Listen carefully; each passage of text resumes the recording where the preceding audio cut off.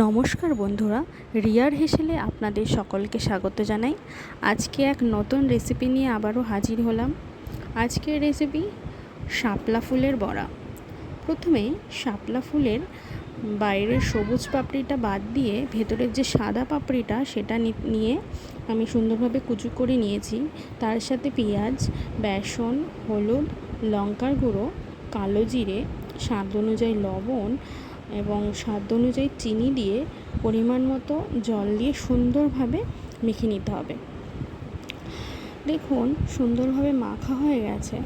এবার কিছুক্ষণ রেস্টে রেখে তারপরে কড়াইয়ে তেল দিয়ে বড়াগুলোকে সুন্দরভাবে দিয়ে দিতে হবে।